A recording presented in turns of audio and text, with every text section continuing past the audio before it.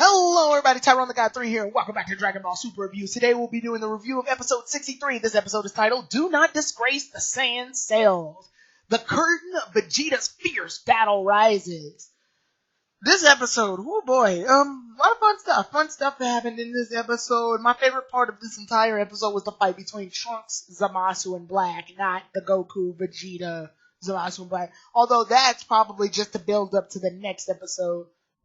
So I can't be too mad at it, but, several things did happen in this episode that I thought were pretty awesome. So, the episode basically begins with Goku completing his Mafuba training with Master Roshi, and I thought that was nice. I thought Goku training with Master Roshi one more time was a really decent touch, actually. That's pretty cool. Pays a nice homage to the good old days when he did it in Dragon Ball. So, after that, Vegeta goes in the hyperbolic time chamber again? He's been in there like 4 times total, if I'm not mistaken. So he's got to be at least 4 years older than he would have been if he didn't go into the hyperbolic time chamber, which, God, that's weird. Saiyans don't really, they age, obviously. Everything ages. They just age slower. So to see, and then they blew it up, and that's what's bothering me, because they went through the trouble of building it again. I mean, yeah, I know it's irrelevant. The hyperbolic time chamber has become like a pit stop to get slightly stronger, so it doesn't mean as much now, but it happened. So don't even bother trying to compare Goku and Vegeta's power, because Goku still could probably kick Vegeta's ass, unfortunately. Vegeta has this problem with getting stronger but not learning new techniques, and this episode was actually a pretty good example of that, actually. Goku's always open to learning new techniques in order to improve his fighting skills, whether he thinks they're necessary directly for fighting or not necessary. Like, the instant transmission is something Vegeta wouldn't have wasted his time learning because the Yardrats are weaker than him, which means Vegeta wouldn't have wasted his time trying to learn the technique. Goku learned the technique, and he's able to get a one-up on Vegeta just simply because he can be at any spot and anywhere, which beats superhuman speed or super speed, the teleportation move that most DBZ characters know. But anyway, back to the episode. In the future, we cut to the future, and when we cut to the future, Trunks is getting up after, Yajirobe healed him with the Senzu Bean. We get a comic moment where he almost kisses Mai. So, that's funny. Anyway, after that, we see that Mai went off in order to assassinate Black because she has a sniper that's equipped with a bullet that Future Bulma made that allows her to kill anybody. You know what? I'm not even going to touch that. I'm not even going to try to think about it. I'm not going to try to explain it. I'm not even going to overanalyze that because it misses. It grazes Black's ear. It hits the Patara earring on the side, but it doesn't hit him. So it failed anyway, but I don't even want to go into the millions of problems I could possibly have with that logic, so I'm just going to skip that altogether. I'm going to do what I've done for a lot of the future Trunks arc and just sort of bypass it and go, it's cool, just roll with it. So anyway, Mai fails, and Black and Zamasu shoot an energy blast at her. Thankfully, Trunks comes in just in time and blasts it out the way.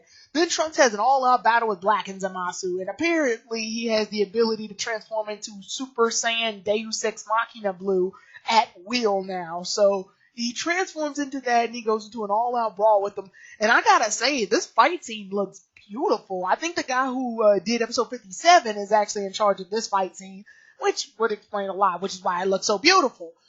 Trunks put up a really good fight against both Black and Zamasu, and it looks nice. It looks really cool. A lot of the body parts are a little elongated or stretched out or wavy at times, but that's to give off a very fast visual movement effect, so don't hate on it. It's actually a legitimate anime skill. It's not like in episode 5 of Super, where things were just off-model for no reason. So, Trunks can actually win the fight if they weren't working together because they both fight at the exact same style and they use the same teamwork because they're both technically the same person. The problem is Zamasu's immortal, which means he doesn't have to worry about dying, which means Trunks is wasting all his energy trying to hit Zamasu. Black, on the other hand, is really powerful, so Trunks is trying to keep up with Black while at the same time trying to ward off Zamasu. He can't keep track of both at the same time, and we see that he actually does a really cool move where he powers up and flies full force towards Black's stomach and then does the Gallic gun. And I gotta say, Trunks has a really large arsenal of moves. He knows the Masenko, the Gallic gun, he hasn't used the burning attack though, and I'm pretty upset by that because I love that move. The Final Flash, Finish Buster. Yeah, there's a little game, I don't know if you guys remember it, it's called Super Dragon Ball Z Super Warriors. It's on the Game Boy Color. It's got like a pretty decent amount of characters for a Game Boy Color Dragon Ball Z game. It's a strategy game. And Trunks did have a moveset kind of like this. He knew the Masenko, even though he never used the Masenko in any other situation except for Broly. He knew the Masenko, the burning attack. He knew a lot of moves that you wouldn't expect him to know. And Dragon Ball Super is basically bringing out, he trained under Gohan, which means he technically learns Piccolo's moves to a degree. So those are some really cool things that happen. Then, after that, unfortunately, he puts Zamasu in a chokehold and tries to blow him up along with Zamasu, kind of like Vegeta did with Fat Boo, although it doesn't work because he ends up getting stabbed by Black. So Trunks can't fight. He's out of the fight.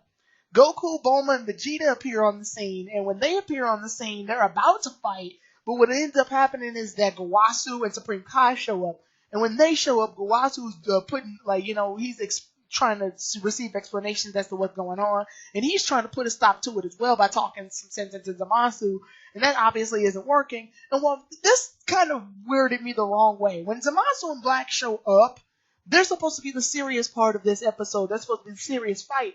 However, I can't help notice that when they were getting ready to fight, they were told, Zamasu and Black were talking to them, and Goku and Vegeta just weren't paying attention. They were dicking around, talking about who's gonna fight what, and I don't know. It didn't sit right with me. Comedic moments are nice, but not right there. It just felt off. Anyway, Vegeta goes off in order to fight off against Black, while Goku fights off against Zamasu so he can seal him up using the Mafuba.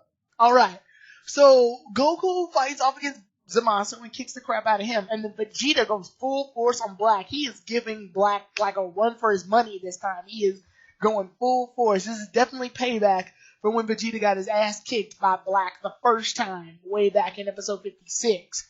So he is not wasting any time with Black. If you're a Vegeta fan, you're really gonna love this moment for Vegeta, because it was really well deserved, I guess. It's gonna be short-lived, trust me, but it's cool to see that he was kicking some ass for a short amount of time. We can see that Trunks is back, and Bulma's actually there too, because she's going to, she's there in the future to invent a thing. And when that happens, the Mafuba jar breaks, so Trunks has to super glue it back together. That was kind of funny.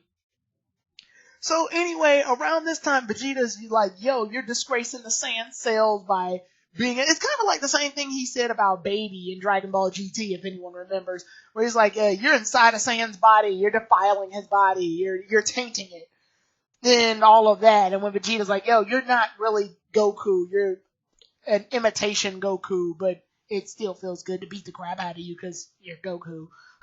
So after that, the episode basically goes on a weird end, like an abrupt end almost, and ends right there. The episode's really good. Like I said, the Trunks versus Black and Zamasu was the highlight moment. But the next episode is episode 64, where, if you guessed it, a giant fusion happens because they sort of led on to it because they both had the Potara earrings. Revere him, praise him, fusion Zamasu, explosive birth. So I'll see you all then, everybody. Tyrone the God 3 out.